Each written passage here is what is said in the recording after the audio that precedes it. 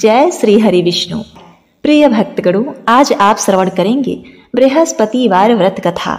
गुरुवार व्रत का पालन करने वाले श्रद्धालुओं को सुख समृद्धि और सुखी वैवाहिक जीवन का वरदान प्राप्त होता है। यदि किसी कारणवश आप यह व्रत नहीं कर सकते तो प्रत्येक गुरुवार को कथा को अवश्य सुने।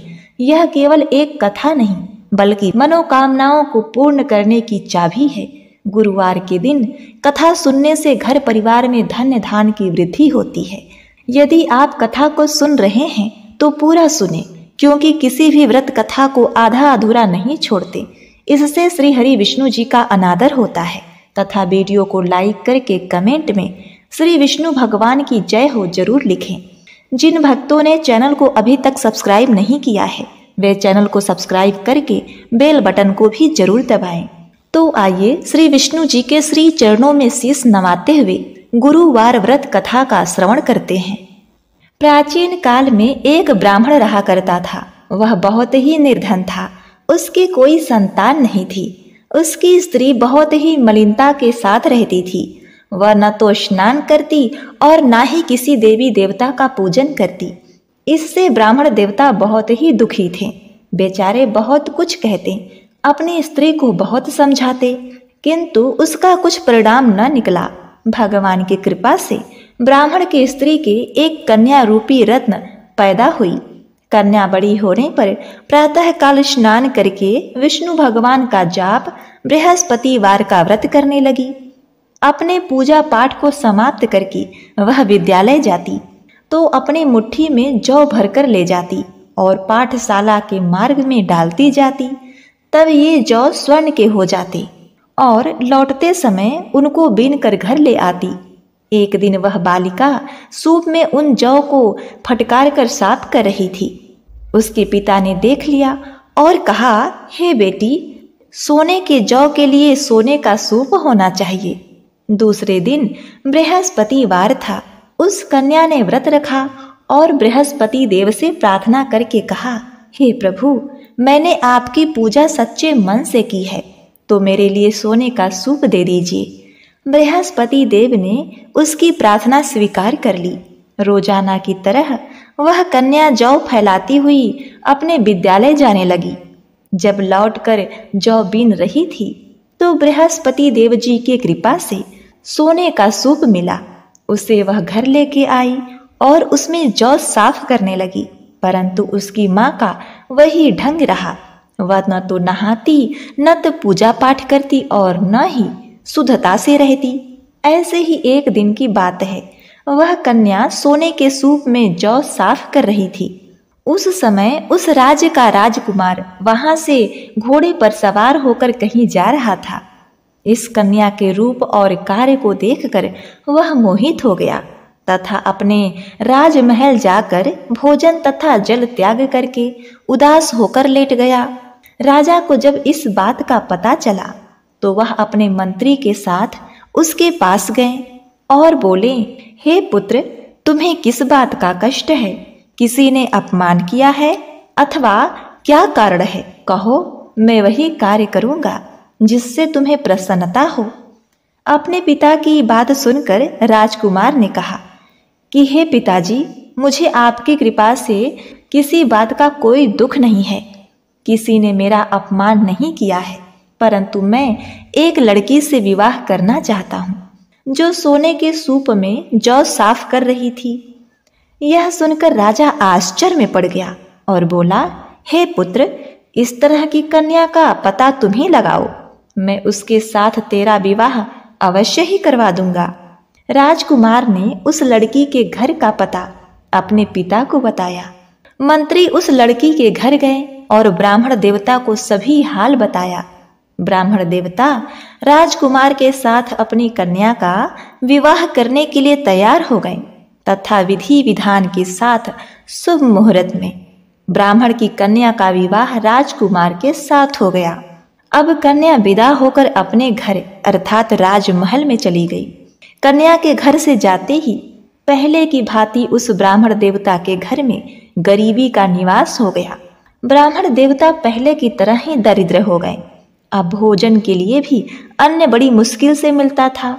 एक दिन दुखी होकर ब्राह्मण देवता अपनी पुत्री के पास गए। बेटी ने अपने पिता की दुखी अवस्था को देखा और अपनी माँ का हाल पूछा। तब ब्राह्मण ने सभी हाल कहा। कन्या ने अपने पिता का बहुत ही सेवा सत्कार किया, उन्हें अच्छे अच्छे भोजन कराए और अच्छी सैया पर विश्राम कराया। इसके बाद जब ब्राह्मण वापस घर को जाने लगे तो उस कन्या ने अपने पिता को धन देकर उन्हें विदा किया। इस तरह ब्राह्मण का कुछ समय सुखपूर्वक व्यतीत हुआ। अब कुछ दिन बाद फिर वही हाल हो गया। ब्राह्मण के पास अपनी पुत्री का दिया हुआ सारा धन समाप्त हो गया। ब्राह्मण फिर अपनी कन्या के यहाँ गया और सारा हाल कह सुनाया। तो उसकी पुत्री बोली, हे पिताजी, आप माताजी को यहाँ लेकर आइए, मैं उन्हें सभी विधि बताऊंगी जिससे गरीबी दूर हो जाएगी। वह ब्राह्मण देवता अपनी स्त्री को साथ लेकर अपनी पुत्री के ससुराल पहुंचे। अपनी माँ को आया देखकर वह कन्या बड़ी ही प्रसन्न हुई और अपनी माँ को समझाने लगी कि हे माँ, तुम प्रातः काल स्नान आदि करके बृहस्पतिवार के दिन भगवान विष्णु का पूजन करो तो सब दरिद्रता दूर हो जाएगी। परंतु उसकी माँ ने एक भी बात नहीं मानी और प्रातः काल उठकर अपनी पुत्री की जूठन को खा लिया। इससे उसकी पुत्री को बहुत ही क्रोध आया और एक रात को कोठरी से सभी सामान निकाल दिया और अपनी माँ को उसमें बंद कर दिया। प्रातः काल उसने अपनी माँ को बंद कमरे से निकालकर स्नान आदि करा के बृहस्पतिवार के दिन पूजा पाठ कराया तो उसकी माँ की बुद्धि ठीक हो गई और फिर प्रत्येक बृहस्पतिवार को वह व्रत करने लगी। इस व्रत के प्रभाव से उसके माता पिता बहुत ही धनवान और पुत्रवान हो गए और बृहस्पति जी के कृपा से इस लोक के सुख भोग कर वे स्वर्ग को प्राप्त हुए। तो प्रिय भक्तगणों, इस व्रत कथा को सर्वप्रथम एक राजा ने सुना और कहा और उसने बृहस्पतिवार का व्रत किया। अब उसका भी वृत्तांत श्रवण करिए। भारतवर्ष में एक प्रतापी और दानी राजा राज्य करते थे। वह नित्य गरीबों और ब्राह्मणों की सहायता करते थे। यह बात उनकी रानी को बिल्कुल भी अच्छी नहीं लगती थी। वह न ही गरीबों को दान देती और न ही भगवान का पूजन अर्चन करती थी और राजा को भी दान देने से सदा मना किया करती थी। एक दिन की बात है, राजा शिकार खेलने वन को गए हुए थे तो रानी महल में एकदम अकेली थी। उसी समय बृहस्पति देव साधु वेश में राजा के राजमहल में भिक्षा लेने के लिए आए और भिक्षा मांगी। रानी ने भिक्षा देने से इनकार किया और कहा, हे साधु महाराज, मैं तो दान पुण्य से तंग आ गई हूँ। मेरे पति सारा धन लुटाते रहते हैं। मेरी यह इच्छा है कि हमारा संपूर्ण धन नष्ट हो जाए, फिर न रहेगा बांस न बाजेगी बांसुरी। साधु ने कहा, हे देवी, तुम तो बड़ी ही विचित्र हो। धन संतान तो सभी चाहते हैं, पुत्र और लक्ष्मी तो पापी के घर भी होनी चाहिए। यदि तुम्हारे पास अधिक धन है तो भूखों को भोजन कराओ, प्यासों के लिए प्याऊ बनवाओ, मुसाफिरों के लिए धर्मशालाएं खुलवाओ और निर्धन कुंवारी कन्याओं का विवाह कराओ। ऐसे कई काम हैं जिनके करने से तुम्हारा यश लोक परलोक में फैलेगा। परंतु रानी पर बृहस्पति देव के उपदेश का कोई प्रभाव न पड़ा। वह बोली, महाराज, आप मुझे कुछ न समझाइए। मैं ऐसा धन नहीं चाहती जो हर जगह बांटती फिरूं। साधु ने उत्तर दिया, यदि तुम्हारी ऐसी ही इच्छा है तो तथास्तु, तुम ऐसा ही करना। बृहस्पतिवार को घर लीप कर पीली मिट्टी से अपना सिर धोकर स्नान करना, भट्ठी चढ़ाकर कपड़े धोना। ऐसा करने से आपका सारा धन नष्ट हो जाएगा। इतना कहकर वह साधु महाराज वहां से अंतर ध्यान हो गए। साधु के अनुसार कई बातों को पूरा करते हुए रानी को सिर्फ 3 बृहस्पतिवार ही बीते थे कि उसकी समस्त धन संपत्ति नष्ट हो गई। भोजन के लिए राजा का परिवार तरसने लगा। तब एक दिन की बात है, राजा ने रानी को कहा, हे रानी, तुम यहीं रहो, मैं दूसरे देश को जाता हूँ, क्योंकि यहाँ पर सभी लोग मुझे जानते हैं, मेरा मान सम्मान है, इसीलिए मैं कोई छोटा कार्य नहीं कर सकता। ऐसा कहकर राजा परदेश धन कमाने के लिए चले गए। वहां वह जंगल से लकड़ी काट कर लाते, शहर में बेचते। इस तरह वह अपना जीवन व्यतीत करने लगे। इधर राजा के परदेश जाते ही रानी और दासी दुखी रहने लगी। एक बार जब रानी और दासी को 7 दिन तक बिना भोजन के रहना पड़ा, तो रानी ने अपनी दासी से कहा, हे दासी सुनो, पास के ही नगर में मेरी बहन रहती है। वह बड़ी ही धनवान है। तुम उसके पास जाकर कुछ ले आओ ताकि थोड़ी बहुत गुजर बसर हो जाए।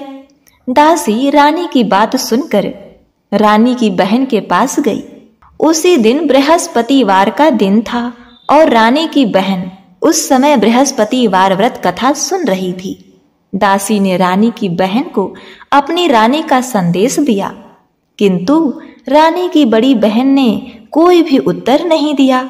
जब दासी को रानी की बहन की ओर से कोई उत्तर नहीं प्राप्त हुआ तो बहुत ही दुखी हुई और उसे क्रोध भी आया। दासी ने वापस आकर अपनी रानी को समस्त बात कह सुनाई। यह सुनकर रानी ने अपने भाग्य को कोसा।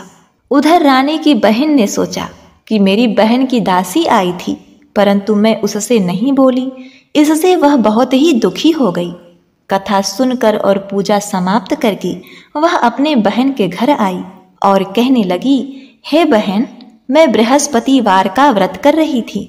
तुम्हारी दासी मेरे घर आई थी, परंतु जब तक कथा होती है तब तक न तो उठते हैं और न ही किसी से बात करते हैं, इसीलिए मैं नहीं बोली। कहो, तुम्हारी दासी मेरे घर क्यों गई थी? रानी बोली, बहन, तुमसे क्या छिपाऊं, हमारे घर में खाने तक को अनाज नहीं है। ऐसा कहते कहते रानी की आंखें भर आईं। उसने दासी समेत पिछले 7 दिनों से भूखे रहने तक की बात अपनी बहन को विस्तार पूर्वक सुना दी। रानी की बहन बोली, देखो बहन, भगवान बृहस्पति देव सबकी मनोकामनाओं को पूर्ण करते हैं। देखो, शायद तुम्हारे घर में अनाज रखा हो। पहले तो रानी को विश्वास नहीं हुआ, पर बहन के आग्रह करने पर उसने अपने दासी को घर के अंदर भेजा तो उसे सचमुच में अनाज से भरा हुआ एक घड़ा मिला। यह देखकर दासी को बड़ा ही आश्चर्य हुआ। दासी रानी से कहने लगी, हे रानी, जब हमको भोजन नहीं मिलता था तो हम व्रत ही तो करते थे, इसीलिए क्यों ना इनसे व्रत और कथा की विधि पूछ ली जाए ताकि हम भी व्रत कर सकें। तब रानी ने अपनी बहन से गुरुवार व्रत के बारे में पूछा।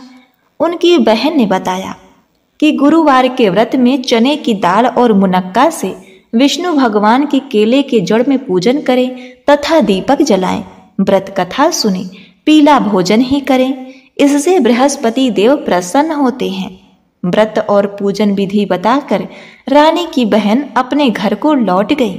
अब 7 दिन के बाद जब बृहस्पतिवार का दिन आया तो रानी और दासी ने बड़ी ही श्रद्धा भक्ति से व्रत रखा। घुड़साल में जाकर चना और गुड़ लेकर आईं, फिर उससे केले की जड़ तथा विष्णु भगवान की पूजा की। अब पीला भोजन कहाँ से आए, इस बात को लेकर दोनों बहुत ही दुखी थे। चूंकि उन्होंने व्रत रखा था, इसीलिए बृहस्पति देव उनसे प्रसन्न थे। इसीलिए वे एक साधारण व्यक्ति का रूप धारण करके 2 थालों में सुंदर पीला भोजन दासी को दे गए। भोजन पाकर दासी अति प्रसन्न हुई और फिर रानी के पास जाकर भोजन ग्रहण करने के लिए कहा। उसके बाद रानी और दासी ने वह भोजन ग्रहण किया और अपना व्रत पूर्ण किया। उसके बाद वे सभी गुरुवार व्रत और पूजन करने लगी। बृहस्पति भगवान की कृपा से उनके पास धन संपत्ति सब कुछ आ गया, परंतु रानी फिर से पहले की तरह आलस्य करने लगी।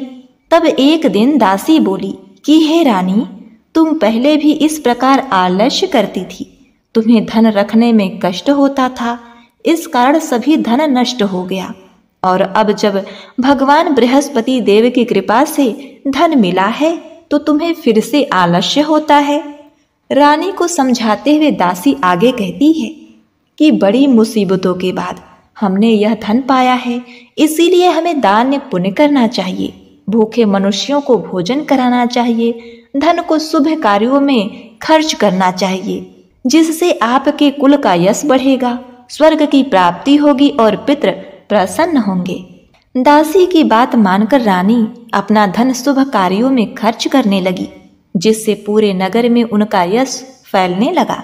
अब इधर एक दिन राजा दुखी होकर जंगल में एक पेड़ के नीचे आसन जमाकर बैठे हुए थे। वह अपनी दशा को याद करके अति व्याकुल होने लगे। उस दिन बृहस्पतिवार का दिन था। एकाएक उसने देखा कि निर्जन वन में एक साधु प्रकट हो गए हैं। वह साधु वेश में स्वयं बृहस्पति देव थे। लकड़हारे के सामने आकर बोले, हे लकड़हारे, इस सुनसान जंगल में तू चिंता मग्न क्यों बैठा है? उस राजा लकड़हारे ने दोनों हाथ जोड़कर प्रणाम किया और उत्तर दिया, हे महात्मा, हे गुरुजी, आप सब कुछ जानते हैं, मैं क्या कहूँ? यह कहकर रोने लगा और साधु को अपनी आत्मकथा सुनाई। साधु ने कहा, तुम्हारी स्त्री ने बृहस्पति भगवान का निरादर किया है, जिसके कारण रुष्ट होकर उन्होंने तुम्हारी यह दशा कर दी है।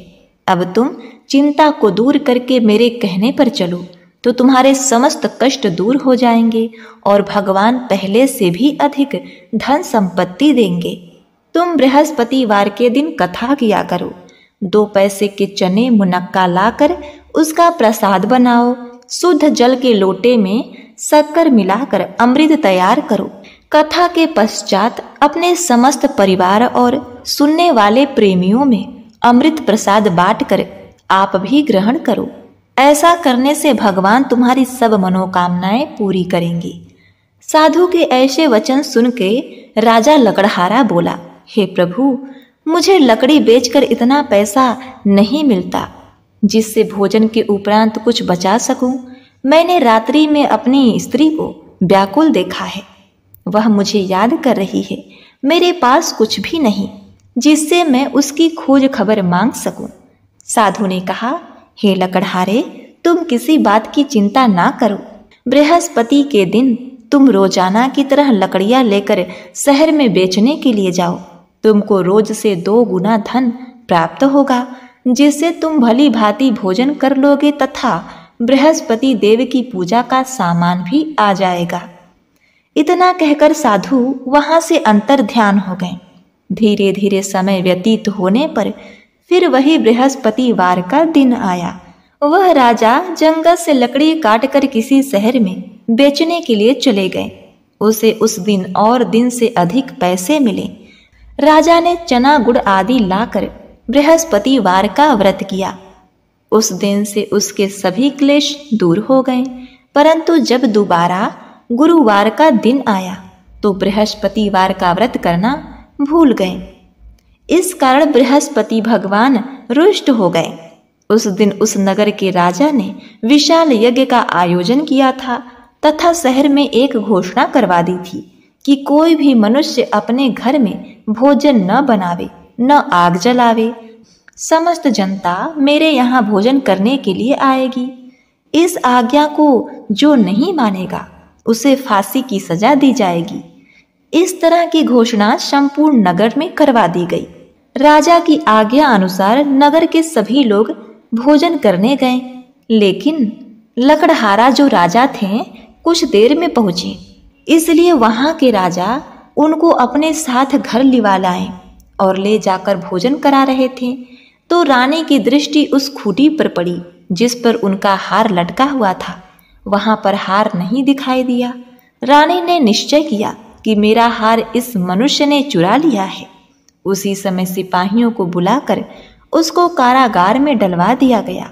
अब राजा बना लकड़हारा कारागार में पड़ गया और बहुत ही दुखी होकर विचार करने लगा कि न जाने कौन से पूर्व जन्म के कर्मों से मुझे यह दुख प्राप्त हुआ है, और उसी साधु को याद करने लगे जो कि जंगल में मिले थे। उसी समय तत्काल बृहस्पति देव साधु के भेष में प्रकट हुए और उनकी दशा देखकर कहने लगे, अरे मूर्ख, तूने बृहस्पति देव की कथा नहीं करी, इस कारण तुझे दुख प्राप्त हुआ है। अब चिंता मत कर। बृहस्पतिवार के दिन कारागार के दरवाजे पर 4 पैसे पड़े मिलेंगे, उनसे तू बृहस्पति देव की पूजा करना, तेरे सभी कष्ट दूर हो जाएंगे। अब बृहस्पति के दिन उसे 4 पैसे मिले। लकड़हारे ने कथा कही। उसी रात्रि को बृहस्पति देव ने उस नगर के राजा को स्वप्न में कहा, हे राजा, तूने जिस व्यक्ति को कारागार में बंद किया है वह निर्दोष है, वह किसी अन्य राज्य का राजा है, उसे छोड़ देना। रानी का हार उसी खूंटी पर टंगा है, अगर तूने ऐसा नहीं किया तो मैं तेरे राज्य को नष्ट कर दूंगा। इस तरह रात्रि के स्वप्न को देखकर राजा प्रातः काल उठा और खूंटी पर हार देखकर लकड़हारा राजा को बुलाकर क्षमा मांगी तथा उस लकड़हारा बने राजा को योग्य सुंदर वस्त्र आभूषण देकर विदा किया। बृहस्पति देव के आज्ञा अनुसार वह राजा अपने नगर को चल दिया। राजा जब अपने नगर के निकट पहुंचा तो उसे बड़ा ही आश्चर्य हुआ। नगर में पहले से भी अधिक बाग बागीचे, तालाब, कुएं तथा बहुत सी धर्मशालाएं, मंदिर इत्यादि बनी हुई थी। राजा ने एक व्यक्ति से पूछा, यह किसका बाग और धर्मशाला है? तब नगर के सब लोग कहने लगे, यह सब रानी और दासी के हैं। तो राजा को बड़ा ही आश्चर्य हुआ और उसे क्रोध भी बहुत आया। जब रानी ने यह खबर सुनी कि राजा आ रहे हैं तो उन्होंने दासी से कहा, हे दासी, देख, राजा हमको इतनी बुरी हालत में छोड़कर गए थे, हमारी ऐसी हालत देखकर वह लौट न जाए, इसीलिए तू दरवाजे पर खड़ी हो जाओ। आज्ञा अनुसार दासी दरवाजे पर खड़ी हो गई। राजा आए तो उन्हें अपने साथ लेकर आई। तब राजा ने क्रोध करके अपनी रानी से पूछा, हे रानी, यह धन तुम्हें कैसे प्राप्त हुआ? तब उन्होंने कहा कि हमें यह सब धन बृहस्पति देव के इस व्रत के प्रभाव से प्राप्त हुआ है। तब राजा ने निश्चय किया कि 7 रोज बाद तो सभी बृहस्पति देव का पूजन करते हैं, परंतु मैं प्रतिदिन दिन में 3 बार कहानी कहूंगा और रोज व्रत किया करूंगा। अब हर समय राजा के दुपट्टे में चने की दाल बधी रहती और दिन में 3 बार बृहस्पति देव की कथा कहता। एक रोज राजा ने विचार किया कि चलो अपनी बहन के यहाँ होकर आते हैं। इस तरह निश्चय करके वह राजा घोड़े पर सवार होकर अपनी बहन के यहाँ चलने लगे। मार्ग में उसने देखा कि कुछ आदमी एक मुर्दे को लेकर जा रहे हैं। उन्हें रोककर राजा कहने लगे, अरे ये भाइयों, मेरी बृहस्पति देव की कथा को सुन लो। वे बोले, लो, हमारा तो आदमी मर गया है, इनको अपनी कथा की पड़ी है। परंतु कुछ आदमी बोले, अच्छा, कहो, चलते चलते हम तुम्हारी कथा भी सुन लेंगे। राजा ने दाल निकाली और जब कथा आधी हुई तभी मुर्दा हिलने लगा और जब कथा समाप्त हुई तो राम राम कहकर मनुष्य उठकर खड़ा हो गया। सभी बृहस्पति देव का जयकारा लगाने लगे। अब आगे मार्ग में उससे एक किसान खेत में हल चलाता हुआ मिला। राजा ने उससे देखा और उससे बोले, अरे भाई, तुम मेरी बृहस्पतिवार की कथा को सुन लो। किसान बोला, जब तक मैं तेरी कथा सुनूंगा तब तक 4 हरैया जोत लूंगा, जा अपनी कथा किसी और को सुनाना। इस तरह राजा आगे चलने लगे। राजा के हटते ही बैल पछाड़ खाकर वहीं पर गिर गए। किसान के पेट में बड़ी जोर का दर्द होने लगा। उस समय उसकी माँ रोटी लेकर आ रही थी। उसने जब यह देखा तो अपने पुत्र से सब हाल पूछा और बेटे ने सब हाल कह दिया। तो बुढ़िया दौड़ी दौड़ी उस घुड़सवार के पास गई और बोली कि हे राजा, मैं आपकी कथा सुनूंगी, आप कथा कहो, आप कथा मेरे खेत पर चलकर कहना। राजा ने बुढ़िया के खेत पर जाकर कथा कही, जिसे सुनते ही वह बैल उठकर खड़े हो गए। किसान के पेट का दर्द भी बंद हो गया। राजा अपनी बहन के घर पहुंची। बहन ने राजा का खूब सेवा सत्कार किया। दूसरे रोज प्रातःकाल राजा जब सोकर उठे तो वह देखने लगे कि सब लोग भोजन कर रहे थे। तो राजा ने अपनी बहन से कहा, हे बहन, ऐसा कोई मनुष्य है जिसने भोजन अभी तक नहीं किया हो? मेरी बृहस्पतिवार की कथा सुन ले। बहन बोली, भैया यह राज्य ऐसा ही है, पहले यहाँ लोग भोजन करते हैं, बाद में अन्य काम करते हैं। अगर कोई पड़ोस में हो तो मैं देखकर आती हूँ। ऐसा कहकर वह देखने के लिए चली गई, परंतु उसे कोई ऐसा व्यक्ति नहीं मिला जिसने भोजन न किया हो। अंत में एक कुम्हार के घर गई जिसका लड़का बीमार था। उसे मालूम हुआ कि उसने 3 दिन से भोजन नहीं किया है। उसने अपने भाई की कथा सुनने के लिए कुम्हार से कहा तो वह तैयार हो गया। राजा ने जाकर बृहस्पतिवार की कथा कही, जिसको सुनकर कुम्हार का लड़का स्वस्थ हो गया। अब तो राजा की प्रशंसा होने लगी और बृहस्पति देव की जय जयकार होने लगी। अब एक रोज राजा ने अपनी बहन से कहा, हे बहन, हम अपने घर जाएंगे, तुम भी तैयार हो जाओ। राजा की बहन ने अपनी सासू माँ से अपने मायके जाने की अनुमति ली तो उसकी सास ने कहा, हाँ चली जाना, परंतु अपने लड़के को मत लेकर जाना, क्योंकि तेरे भाई की कोई औलाद नहीं है। बहन ने अपने भाई से कहा, हे भैया, मैं तो चलूंगी, पर कोई बालक नहीं जाएगा। राजा बोला, यदि कोई बालक नहीं चलेगा तब तुम ही क्या करोगी? बड़े दुखी मन से राजा अपने नगर को लौट आए। राजा ने दुखी मन से रानी से कहा, हे रानी, हम निसंतान हैं, हमारा मुख देखने का धर्म नहीं है। ऐसा कहकर राजा भोजन नहीं किया। रानी बोली, हे प्रभु, हे नाथ, बृहस्पति देव ने हमें सब कुछ प्रदान किया है, वह हमें औलाद अवश्य देंगे। अब उसी रात को बृहस्पति देव ने राजा के स्वप्न में आकर कहा, हे राजा, उठ, सभी सोच त्याग दे, तेरी रानी गर्भ से है। राजा की यह बात सुनकर उसे बड़ी ही प्रसन्नता हुई। 9वें महीने में उसके गर्भ से एक सुंदर पुत्र पैदा हुआ। तब राजा बोला, हे रानी, स्त्री बिना भोजन करे रह सकती है, पर बिना कहे नहीं रह सकती। जब मेरी बहन आवेगी तब तुम उससे कुछ मत कहना। रानी ने सुनकर हाँ कर दिया। जब राजा की बहन ने यह शुभ समाचार सुना तो वह बहुत ही प्रसन्न हुई तथा बधाई लेकर अपने भाई के यहाँ आई। तभी रानी ने ताना मारते हुए कहा, घोड़ा चढ़कर तो नहीं आई, गधा चढ़कर आई। राजा की बहन बोली, भाभी, मैं इस प्रकार न कहती तो तुम्हें औलाद कैसे मिलती? तो प्रिय भक्तगणों, बृहस्पति देव ऐसे ही हैं, जैसी जिसके मन में कामनाएं होती हैं सभी को पूर्ण करते हैं। जो सद्भावना पूर्वक बृहस्पतिवार का व्रत करता है एवं कथा को पढ़ता है अथवा सुनता है, दूसरों को सुनाता है, तो बृहस्पति देव उनकी सभी मनोकामनाएं पूर्ण करते हैं।